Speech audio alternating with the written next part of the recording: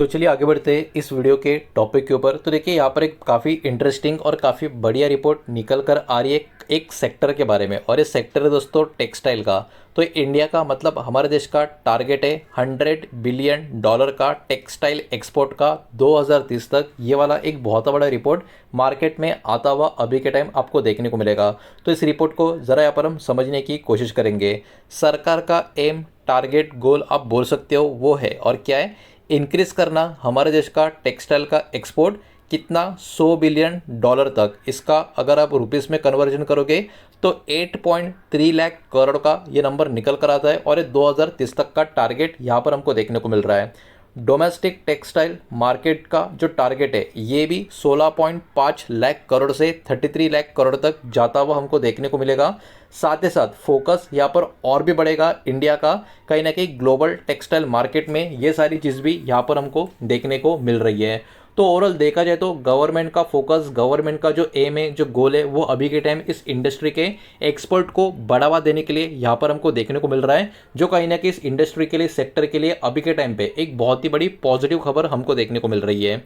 अब इसमें कुछ इंपॉर्टेंट स्ट्रैटेजी की बात करें, फोकस यहाँ पर एक्सपोर्ट का जो होगा वो 15 हाई इनकम कंट्रीज़ के ऊपर होगा, जिसमें अमेरिका और कतार, ये कंट्रीज़ का भी नाम आपको देखने को मिलेगा।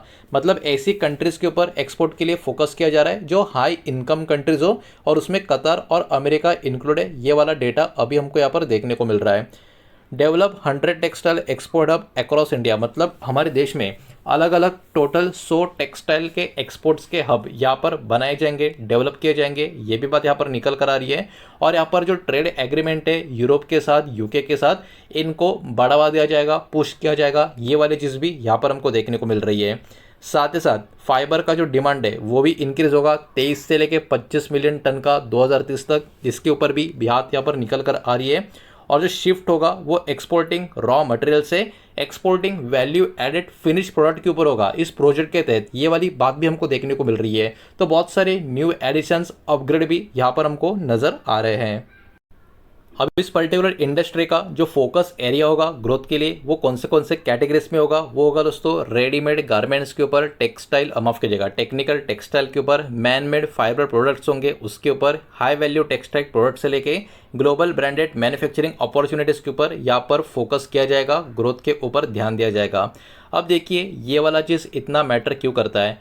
हाई वैल्यू प्रोडक्ट जो होते हैं वो जनरली ऑफर करते हैं बेटर प्रॉफिट मार्जिन, जिनका फ़ायदा कंपनी को भी काफ़ी अच्छा खासा देखने को मिल सकता है। साथ ही साथ एक्सपोर्ट फोकस कंपनियों को कहीं ना कहीं बेनिफिट मिल सकता है बड़े ग्लोबल डिमांड के वजह से।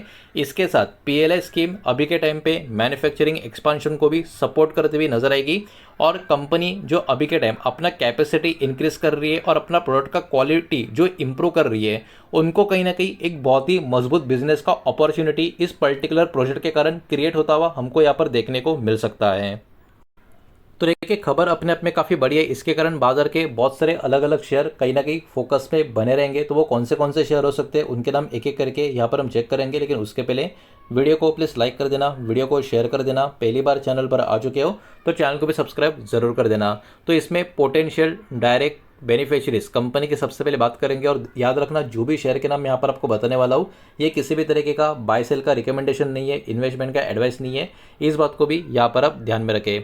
तो इस लिस्ट में Vardhman textile, Welspun living, Trident limited, KPR mill, Arvind limited, Gokaldas export, Page industries, Alok industries, Sutlej textile and industries और इंडो काउंट इंडस्ट्रीज, ये कहीं ना कहीं पोटेंशियल डायरेक्ट बेनिफिशियरीज कंपनियां हमको यहाँ पर देखने को मिल सकती है। पोटेंशियल इनडायरेक्ट बेनिफिशियरीज कंपनी की बात करें जिसमें मैन मेड फाइबर से लेके केमिकल प्लेयर्स के भी नाम नजर आ सकते हैं, जिसमें रिलायंस इंडस्ट्रीज, ग्रासिम इंडस्ट्रीज के ऊपर बाजार का एक ध्यान, एक फोकस बना रह सकता है।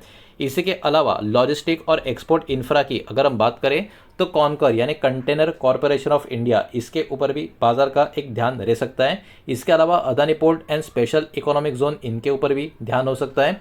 इसी के साथ साथ इंडस्ट्रियल इंफ्रा की बात करें तो एबीबी इंडिया और जीमंस इंडिया, इनके ऊपर भी कहीं ना कहीं एक फोकस बना हुआ रह सकता है। अब इसमें बहुत सारे चैलेंज भी हो गए जिनके ऊपर फोकस होगा, जैसे कि ग्लोबल इकोनॉमिक का जो स्लो डाउन होता है वो भी कहीं ना कहीं डिमांड को अफेक्ट कर सकता है। साथ ही साथ बांग्लादेश और वियतनाम इस इंडस्ट्री के बहुत ही बड़े प्लेयर ग्लोबल लेवल पे आपको देखने को मिलेंगे, इनसे भी काफ़ी तगड़ा कॉम्पिटिशन बना रह सकता है। कॉटन और जो सिंथेटिक फाइबर का प्राइस है उसका इम्पैक्ट भी मार्जिन्स के ऊपर आ सकता है, ये बात भी यहाँ पर काफ़ी इंपॉर्टेंट रोल प्ले करेगी। और किसी भी प्रकार का डिले यूरोपियन यूनियन या यूके का ट्रेड एग्रीमेंट में अगर हो गया तो वह एक्सपोर्ट का जो कॉम्पिटिटिवनेस है उसको भी अफेक्ट करने का काम कर सकता है। बड़ा इन्वेस्टमेंट भी रिक्वायर होगा बिल्ड करने के लिए नया एक्सपोर्ट इंफ्रास्ट्रक्चर, जो वीडियो के स्टार्टिंग में भी हमने बात की थी। तो देखने वाली बात होगी इस पर्टिकुलर सिनेरियो के ऊपर किस तरीके से सरकार और ये इंडस्ट्री यहाँ से आगे काम करती रहती है। इसी के साथ साथ बाजार और भी कुछ चीज़ों के ऊपर अपना ट्रैक रखेगा, जैसे कि PLI सपोर्टेड प्रोजेक्ट का प्रोग्रेस क्या है, ग्रोथ किस तरीके का है वैल्यू एडेड टेक्सटाइल एक्सपोर्ट में, ये सारी चीज़ों के ऊपर भी बाजार का कहीं ना कहीं ध्यान बना रहेगा। यूरोपियन यूनियन इंडिया और इंडिया यूके का जो ट्रेड एग्रीमेंट FTA की बात हो रही है उसके भी कितने अच्छे अपडेट निकल कर आ रहे या नहीं आ रहे, इसके ऊपर भी फोकस देना पड़ेगा। कॉटन और कच्चे तेल का प्राइस का ट्रेंड कैसा है इसके ऊपर भी ध्यान देना होगा। और ये सारी की सारी टेक्सटाइल कंपनी में से कौन सी कंपनियां अपना कैपेसिटी का एक्सपांशन का अनाउंसमेंट करती है नहीं करती है, बढ़ाती है नहीं बढ़ाती है, इसके ऊपर भी बाजार का एक फोकस यहाँ पर बना रहेगा। तो देखिए ओवरऑल रिपोर्ट तो काफ़ी पॉजिटिव निकल कर आ रही है। इंडिया का जो टेक्सटाइल का सेक्टर है, जो इंडस्ट्री है, एंटर कर रही है एक ऐसे फेज में जिसका focus export, value aided manufacturing और ग्लोबल मार्केट का एक्सपांशन के ऊपर यहाँ पर बना हुआ है। लेकिन वही बात है, बहुत अच्छा ये अपडेट देखने को तो मिल रहा है, लेकिन इसका जो सक्सेस होगा वो कहीं ना कि किस तरीके से ये कंपनियां ये इंडस्ट्री में प्लानिंग, एग्जीक्यूशन और एक्सपोर्ट का डिमांड, ट्रेड एग्रीमेंट, ये सब कुछ कैसा रहता है अगले कुछ सालों के लिए, समय के लिए, इसके ऊपर ही कहीं ना कहीं बहुत सारी चीज़ें डिपेंड रहने वाली है। तो रिपोर्ट काफ़ी शानदार थी, काफ़ी पॉजिटिव थी, वही मैंने आपके सामने यहाँ पर प्रेजेंट की है। किसी भी तरीके का इन्वेस्टमेंट का एडवाइस या स्टॉक का रिकमेंडेशन मैंने आपको दिया नहीं है, ना ही मैं आपको दे रहा हूँ, ये बात भी यहाँ पर आप ध्यान में रखें। उम्मीद करता हूँ वीडियो आपको समझ आया होगा, पसंद आया होगा, तो वीडियो को लाइक करें, दोस्तों शेयर करें। पहली बार चैनल पर आ चुके हो तो सब्सक्राइब भी कर देना, और कोई भी स्टॉक में निवेश करने से पहले खुद की स्टडी रिसर्च जरूर करें, फाइनेंशियल एडवाइजर की सलाह जरूर ले। मिलते हैं नेक्स्ट वीडियो में, धन्यवाद।